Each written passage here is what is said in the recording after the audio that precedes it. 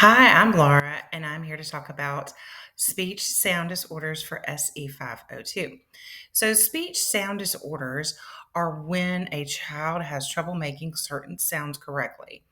It's a little more than just cute kind of misarticulation or mispronunciation. It could affect the way that we understand them, what they're trying to tell us. They might mix up some sounds, leave some sounds out, or make a different sound that doesn't correlate with the words they're trying to say. Um, and while all children, develop at their own pace, um, if these issues persist, that can make communicating harder and harder. And so we need to get some intervention in there to assist them.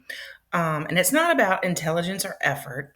It's the way their brain is processing and producing the sounds in their speech. So that can be tricky for some children. And there's many different underlying reasons, but a lot of time the therapy is the same, no matter what the diagnosis is.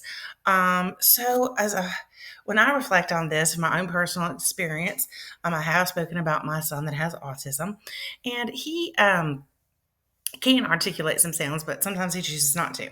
They're not his favorites. He doesn't like how they sound. He doesn't like how they feel on his lips. So that's a little bit different, but it still affects the way he communicates. Another example, there was a little boy in the first grade class who you could barely understand anything he said.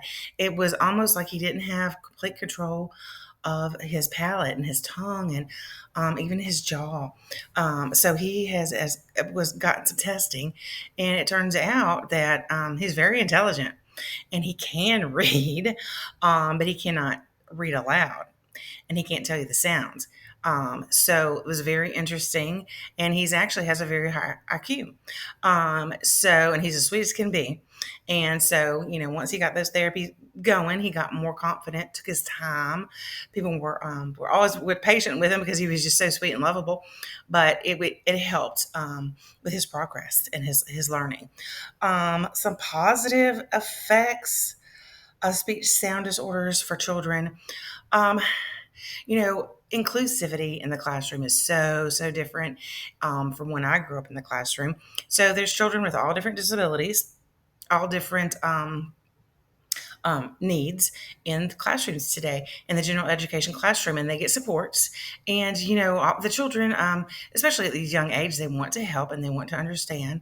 So when children are raised like that within those environments, that we accept and we include others and we help and we receive help too, that makes a huge difference in their outcome. But it can affect their self-esteem, especially as they get older. I've talked about middle school some before, and that's just a tough age. They're so self-conscious and so just so self-conscious about everything. So that can lead to some social isolation and some withdrawal, and maybe being made fun of. But and then it also can affect their academic performance. Um, Even though they may not have an intellectual disability, maybe some teachers may not push as hard, or expect as much, I should say. But there's also positive, like I said, with the inclusive classrooms.